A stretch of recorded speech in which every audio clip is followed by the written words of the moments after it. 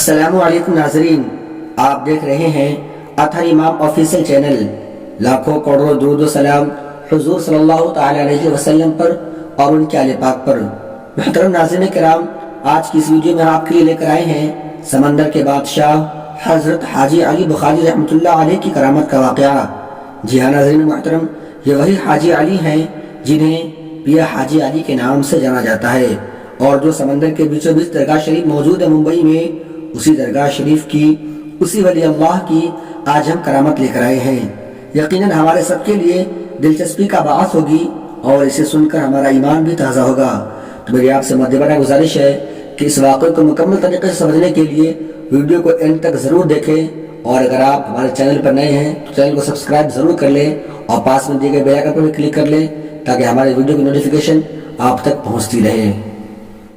ناظرین محترم، سرکار حاجی علی بخاری رحمۃ اللہ علیہ کی ذات بابرکت سے کون واقف نہیں ہے؟ ہندوستان کے مشہور معروف درگاہ میں حضرت حاجی علی بخاری رحمۃ اللہ علیہ کی درگاہ کا شمار کیا جاتا ہے۔ یہ وہ درگاہ شریف میں شمار ہوتی ہے جو ہندوستان ہی نہیں بلکہ ہندوستان کے باہر بھی بہت مشہور ہیں، اور ان کی سب سے بڑی کرامت تو یہی ہے کہ سمندر کے بیچ میں ان کا مزار مبارک موجود ہے۔ جہاں پر سوچ و گمان نہیں پہنچ سکتی وہاں پر ان کا مزار شریف واقع ہے، سمندر کے بیچوں بیچ۔ اور ناظرین محترم، یہ جیتا جاگتا اللہ کی قدرت کا کرشمہ ہے کہ اللہ تبارک و تعالیٰ نے اپنے ولی کو سمندر کے بیچوں بیچ حیات سے رکھا ہے۔ ناظرین محترم، حضرت سرکار حاجی علی بخاری رحمۃ اللہ علیہ 15ویں صدی کے ایک بہت ہی عظیم الشان ولی، ایک کامل بزرگ اور دین اسلام کے داعی تھے۔ پیشے کے اعتبار سے آپ سرکار حاجی علی بخاری رحمۃ اللہ علیہ ایک تاجر تھے جو کہ بخارا شریف یعنی موجودہ ازبکستان میں واقع ہے۔ آپ سرکار حاجی علی بخاری رحمۃ اللہ علیہ نے دین اسلام کے لیے اپنا سب کچھ مال و دولت اللہ تبارک و تعالیٰ کی راہ میں قربان کر دیا، اور اپنا سارا مال بیچ کر غریبوں، مسکینوں اور یتیموں میں تقسیم کر دیا، اور صرف اللہ تبارک و تعالیٰ کے بھروسے زندگی گزارنے لگے۔ اور اس کے بعد آپ سرکار حاجی علی بخاری رحمۃ اللہ علیہ نے مکہ شریف کی زیارت کر لی۔ حج کرنے کے بعد آپ سرکار حاجی علی بخاری رحمۃ اللہ علیہ مختلف مقامات پر گئے۔ آخر میں آپ ممبئی آ کر حضرت حاجی علی بخاری رحمۃ اللہ علیہ آباد ہو گئے، اور اللہ تبارک و تعالیٰ کے دین کی تبلیغ کا کام زور و شور سے شروع کر دیا۔ ناظرین محترم، روایت کے مطابق بیان کیا جاتا ہے کہ آپ سرکار حاجی علی بخاری رحمۃ اللہ علیہ کی درگاہ شریف سن 1431 عیسوی میں تعمیر کی گئی تھی، جو کہ سمندر کے بیچوں بیچ موجود ہے۔ بمبئی کے سمندر کے بادشاہ حضرت پیا حاجی علی بخاری رحمۃ اللہ تعالی علیہ دنیا میں کسی بھی تعارف کے محتاج نہیں ہیں۔ آپ سرکار حاجی علی بخاری رحمۃ اللہ علیہ کو ممبئی کا محافظ بھی کہا جاتا ہے۔ آپ رحمۃ اللہ تعالی علیہ کے مریدین، باصفا اور عقیدت مندوں، ہر عمر ہر مذہب کے لوگ شامل ہیں۔ آپ سرکار حاجی علی بخاری رحمۃ اللہ علیہ کو ماننے والے ہر دھرم ہر ملت میں مل جائیں گے۔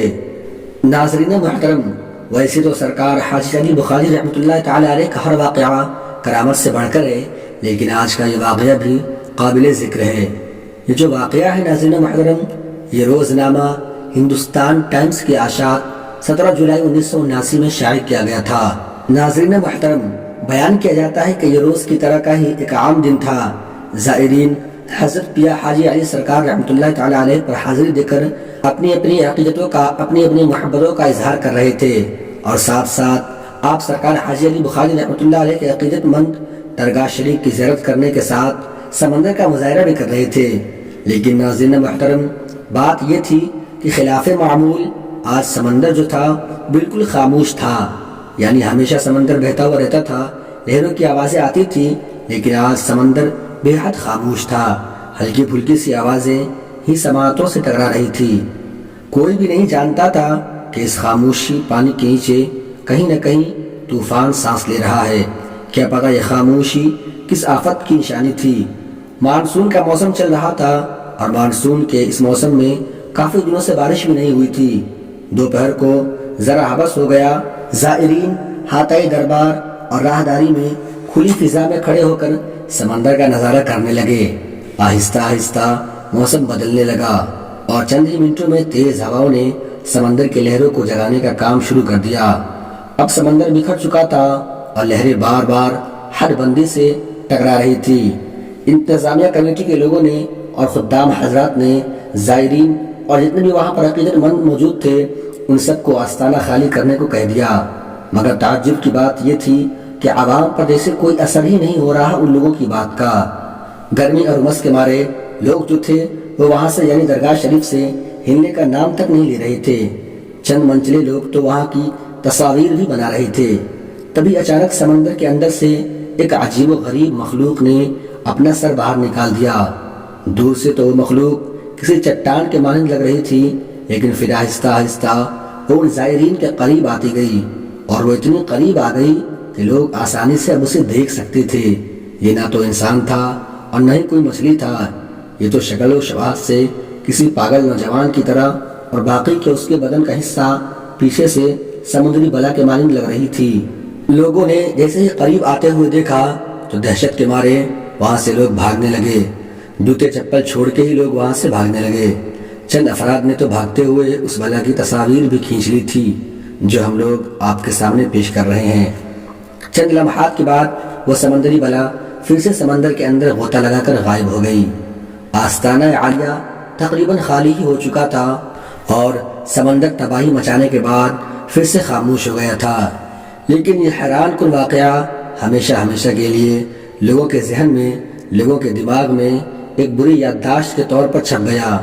کچھ لوگوں کا تو یہ بھی ماننا ہے کہ وہ سمندری بلا جو تھی وہ سرکار حاجی علی بخاری رحمۃ اللہ علیہ کی وجہ سے ٹل گئی، ورنہ وہ شاید بہت زیادہ نقصان پہنچاتی لوگوں کو، اور سرکار حاجی علی رحمۃ اللہ علیہ کی وجہ سے وہ بلا واپس سمندر میں غوطہ کھا کر چلی گئی، ورنہ وہاں پر وہ گھٹنا بھی گھٹ سکتی تھی جو لوگوں نے سوچی نہیں تھی۔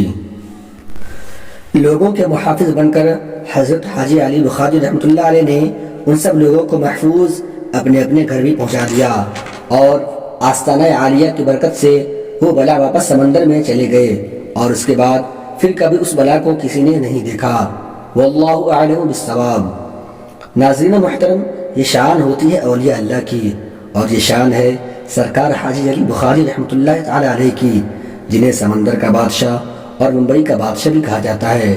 ناظرین محترم، سرکار حاجی علی بخاری رحمۃ اللہ تعالی علیہ کی یہ شان ہے کہ آپ رحمۃ اللہ علیہ کی درگاہ شریف کتنی ہی زیادہ پانی کیوں نہ بھر جائے سمندر میں، پھر بھی درگاہ شریف کے اندر آج بھی پانی نہیں جاتا ہے۔ یہ شان ہے اولیاء اللہ کی، اور یہ شان ہے اللہ کے برگزیدہ بندے کی، جنہیں ہم ولی کامل کہتے ہیں۔ آخر میں اللہ تبارک و تعالیٰ سے دعا ہے کہ اللہ پاک رسول خدا صلی اللہ تعالی علیہ وسلم کے صدقہ طفیل ہمیں تمام انبیاء کرام، تمام اولیاء کرام سے محبت کرنے کی اور ان کی ادب و تعظیم کرنے کی توفیق و رفیق عطا فرمائے، آمین ثم آمین۔ سو ناظرین، یہ ویڈیو آپ کو کیسی لگی ہمیں کمنٹ میں ضرور بتائیں، اور اگر آپ ہمارے چینل پر نئے ہیں تو چینل کو سبسکرائب ضرور کر لیں، اور اس ویڈیو کو تمام اولیاء کرام سے محبت رکھنے والے، تمام انبیاء کرام سے محبت رکھنے والے لوگ